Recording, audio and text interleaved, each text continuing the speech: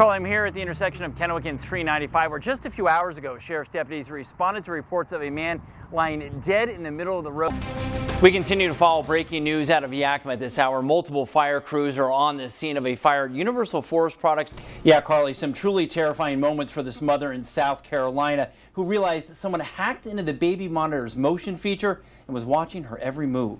Great to finally know where this money is going to. You know, cancer has touched most of our lives, everyone out there at some point or another. Tracy, the City Council is expected to vote tonight on whether or not to add additional resource officers to area schools, but many I spoke with aren't sure if that's the best allocation of the city's funds. Thanks for watching NBC Right Now. I'm Glenn Cassie. And I'm Tracy Dial. We are stocked up on the hairspray today. Yeah, hey. Because we need to be. It's actually, so windy. It doesn't smell that bad, actually. I know. You want to borrow it? Yeah, I'm going to keep that on. I'm here at the Benton County Jail, where just about an hour ago, officers brought in the two armed men who've been on the run for more than a week. Today, Columbia Basin dive rescue crews made the grim discovery of 18-year-old Dimitri Kennedy Woody's body just below the cable bridge. People have definitely brought tons of water and some ice-cooled hats, so it's great to be with you guys today. But it was utterly hilarious. Oh, that's the best. And I'm just glad those clouds are moving on out. Oh, man. Good evening and thanks for joining us for this primetime edition of NBC Right Now. I'm Glenn Cassie. That was a heck of a game. Good to see us get the win. We'll have more on that game in just a few minutes. And as a reminder, we're going to be with you all season long right after Sunday Night Football, so be sure to keep it here. Let's get things started now with Tim Adams and a first look at that forecast. And Tim, boy, it certainly felt very fall-like today, huh? It really did. October came in and it felt like October out there. Good football weather. Definitely. Let me show you some of the numbers for the day so far. And we've only made it into the mid and upper 60s to some low 70s. Like you can see Yakima with 71 degrees for the daytime high. Our numbers are running right around 4 to 6 degrees below normal for this time of the year. And on satellite and radar, you can see some of those showers popping up and moving through the region. So count on a few more of those tonight and tomorrow morning. Then that system is out of here and we start to dry up. One of the really nice things after tomorrow morning is that we enjoy mostly sunny skies for pretty much all of this next week. Mild temperatures as we recover a little bit from some of the cool readings that we have out there right now. I'm back in a couple of minutes. We'll be talking about some pretty nice weather over the next few days. Yeah, that sounds nice. Yeah, all right, thank you, Tim. You bet. Well, as you may have noticed, Tracy Dial isn't with us this evening, and that's because we sent her and Morgan Ashley to the Seahawks game, and they are joining us live right now. Hey, guys, how's it going out there? Oh, thanks, guys, for that great report. Glad you guys had a great time, and more importantly, glad our Seahawks got that win.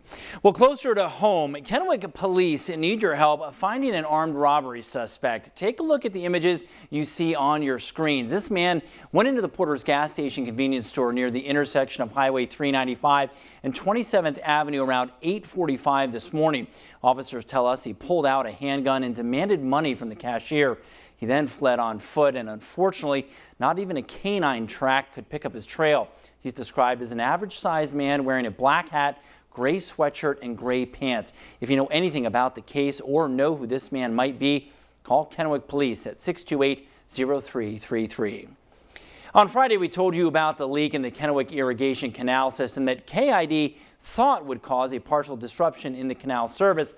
Now, unfortunately, they tell us that the canal will have to be completely shut down in order to make the necessary repairs. So that means people living in South Richland, West Richland, Kennewick, Findlay, and the Badger Canyon area who use KID's service might not have water for multiple days. Jason McShane from KID told us that if all goes well, it will take a day for the canal to drain, a day for the repairs to be made, and 2 days for the canal to fill back up. The 1.9 increase to all Benton PUD customers went into effect today. Now, this percentage increase comes after the Bonneville Power Administration's 5.4% increase that went into effect today as well. The 7-cent increase will be applied to the daily system charge. That means you'll pay 62 cents a day instead of 55 cents. The residential rate per kilowatt an hour, however, will stay the same. In a traffic alert, tomorrow the city of Kennewick will be closing down roads for water line installation. 10th Avenue from Steptoe Street to Columbia Center Boulevard will be closed to all traffic, but there will be local access off 10th. But through traffic will need to use the detours provided. And again, it will be closed from 8 a.m. to 5 p.m. Well, today is October 1st, which means the new distracted driving law in Oregon goes into effect. This new law makes it illegal to drive while holding or using any electronic device. It includes cell phones, tablets, GPS systems, or laptops. Repeat offenders will also face steeper fines and possibly even a year in jail. Hands-free and built-in devices are allowed, however, under the law. Across America tonight, O.J. Simpson is free. The 70-year-old former NFL star left the Lovelock Correctional Center earlier today. He's free after serving just under 9 years of a 33-year sentence. Though known primarily for being acquitted of the 1994 murders of Ron Goldman and Nicole Brown Simpson, his incarceration was in connection with a 2008 Las Vegas kidnapping and armed robbery conviction. In more local news, if you're feeling like joining in on some fall festivities, there are plenty of places around the area where you can go to feel the spirit of the season. Country Mercantile in Pasco has its Harvest Festival that will last until October 31st. There you can find a pumpkin patch, corn maze, hay bale maze, and even a petting zoo. Middleton Farms also has a huge corn maze, which you might have seen here earlier this week. But they'll also have things like potato blasters, a pumpkin cannon, and human foosball. We went by Country Mercantile earlier today to see what people love most about the fall season. You can jump in the leaves when you rake them up. I get to wear like fall colors, like burgundy.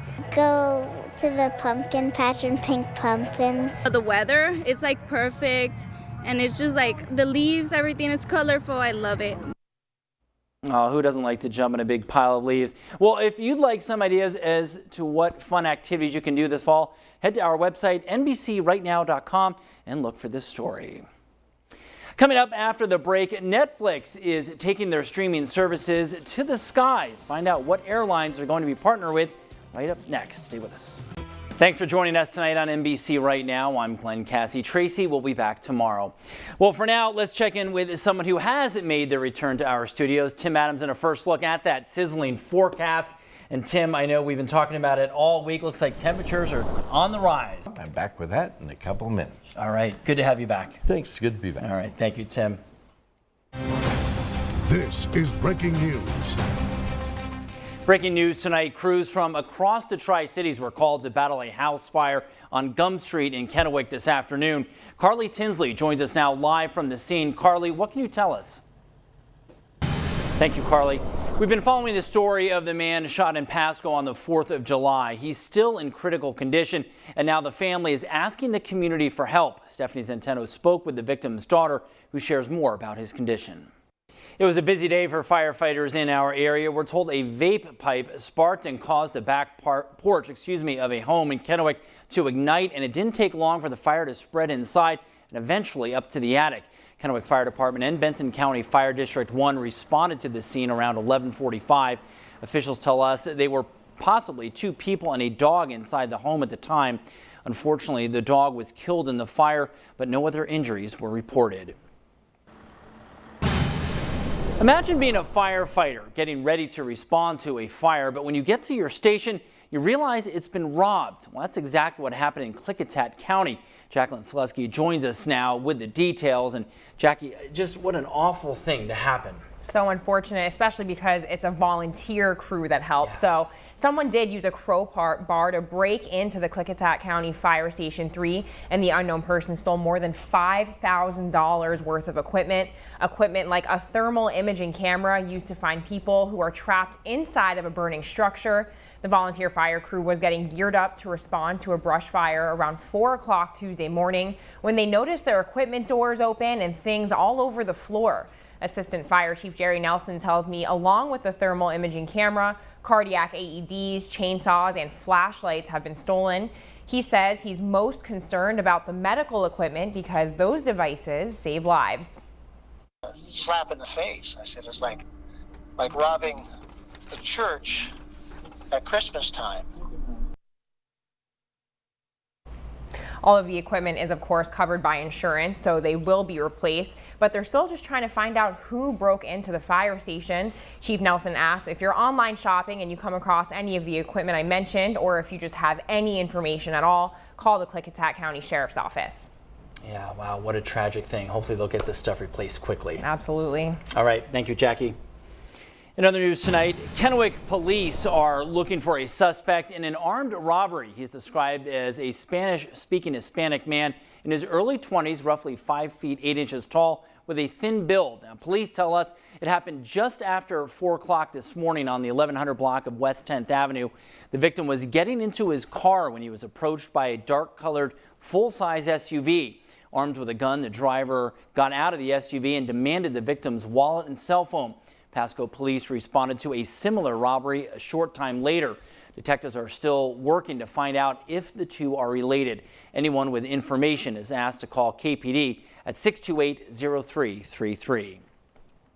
The past few weeks have been really busy for firefighters in the Yakima Valley, putting out wildfires from Weenass to Natchez and near Moxie. So a Yakima gym is stepping up in a big way tonight to thank fire crews. Veronica Padilla joins us now from Encore Elite All-Stars. Veronica, what's going on there tonight? All right, thanks, Veronica. What a great event that is. Well, new at 6 tonight, new information on the Net Nanny operations arrests. 3 more suspects appeared in court today as part of WSP's sexting operation. Plus, new technology is changing the way wildland firefighters are doing their jobs. As we learned, attacking a fire today is as much about computers and labs as it is about hoses and shovels. That's all coming up tonight at 6. A lockdown has been lifted at the Washington State Capitol campus after reports of gunfire earlier today. The State Patrol spokesman says the 911 call came in after 9 a.m. from Building 2 in Olympia. That person, who is an employee there, told officials they heard a suspicious noise that sounded like gunshots. Washington State Patrol then tweeted about the lockdown while police searched both the National Resource Office and Building 2. The lockdown was lifted just before 10:30 this morning. And it looks like it's going to be a little more expensive to be a Coug. Washington State University announced that the in-state tuition for a full-time student will increase to $9,530. That's an increase of $103 per semester. But even with the increase, in-state undergrad students will pay less for tuition than students did back in the 2013-2014 school year. Across America tonight, an Oklahoma man has been arrested following a pipe bomb explosion late Monday night at an Air Force recruiting center in suburban Tulsa. 28-year-old Benjamin Roden made his initial appearance in federal court this afternoon. Prosecutors say he allegedly left the Air Force after failing to complete the training required to become a certified electrician. Roden will remain in custody until a bond hearing scheduled for this Friday. Now, he could face charges of possession of explosive materials and destruction of government property. In a traffic alert for you tonight, there's lots of construction going on here in our region. Now, here's a few areas that you might want to be aware of if you're out and about. Starting tomorrow in Kennewick, repairs from State Route 395 to Fruitland Street will begin in order to fix potholes that were the result of the harsh winter we had. Also starting tonight at 7 p.m., crews on Kennewick will be closing lanes on 395 near milepost 18 until 4:30 in the morning to install road weight sensors. And finally, if you've been seeing increased congestion on George Washington Way, it's because of a project that is going to improve pedestrian safety as well as minimize future congestion. Time for a quick break. Your full weather forecast with Tim Adams is coming up next. Plus, a new report shows that kids having allergic reactions might not be getting treatment quickly enough. That's coming up in 3 minutes in a health alert you won't want to miss. Stay with us. With the fire quickly spreading, many people in Soap Lake were being woken up in the middle of the night and being told they had to leave the area immediately, including a woman whose backyard I'm standing in. He says, we're giving you guys 15 minutes to evacuate your house. There's a fire. We didn't even see the fire yet. So we turned around and said, oh, there's a fire. Within minutes of evacuating, a scatter of orange flames lit up the night skies over Victoria Dobish's backyard. I pretty much lost it because I thought that our house was going to get it. Dobish and her neighbors could only watch as the flames crept closer to their property. Oh, this is all grass out here. So if the fire came down that hill and grabbed that grass, I thought, oops, it's just going to ignite it. Dobish set up a perimeter using whatever sprinklers and hoses she could find. Thankfully, they wouldn't be needed. Oh, I think they did amazing jobs, just amazing. Dobish is talking about Grant County firefighters who, through the night, kept the blaze at bay. She was able to return home for now, hoping this time she can stay. I guess I could feel something funny in the tummy, but otherwise I feel like it's going to be okay. In Soap Lake, Glenn Cassie, NBC Right Now. Thanks, Tracy. I'm here on Meadowline Avenue, where the street behind me looks a lot calmer now than it did earlier today when multiple law enforcement agencies from Benton and Franklin County, including a SWAT unit, were on scene here as a woman was being held hostage inside of a home at gunpoint. From Crisis said that they had an individual that was potentially suicidal inside of a car with a gun. The call initially came in as a potentially suicidal man, but quickly that man went inside the home, where the scene turned into a hostage situation. As we were talking to her, we could hear her saying, "Don't point the gun at me." The woman inside in obvious danger. So multiple agencies responded to this home, including the SWAT team and the bomb squad. There was a decision to try to get some separation between the two of them. The sniper element on the SWAT team was able to see where he had a clear shot and actually shot the individual. The woman inside coming out safely, but the man inside dead. Glenn Cassie, NBC Right Now. With summer upon us, it's a season of barbecues and swimming pools. For parents, it's time to get reacquainted with summer safety, including something most of us have never even heard of: dry drowning. Heard about it, and it's a real thing. I've been taking care of kids for 20 years, and I've never heard of it. It's every parent's worst fear. You're enjoying the pool with your kid 1 minute and heading to the emergency room the next. Dry drowning happens after you inhale water through your nose or mouth, causing a spasm and blocking your airway, which prevents proper breathing.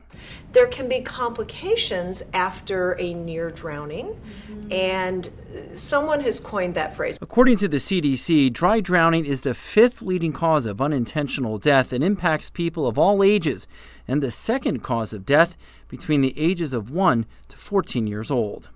Yeah, I did not know something like that. Yeah. Scary. Although dry drowning incidents are rare, it's important to keep in mind that it can happen anywhere. Just like any other type of drowning, there are some things you can do to keep your kids safe this summer while they swim. Make sure you are watching and watching diligently, that you're not on your phone, that you're not having side conversations. We suggest designating somebody as a water watcher. And we even have tags here at Benton Franklin Health District that folks can come and pick up. Glenn Cassie, NBC Right Now.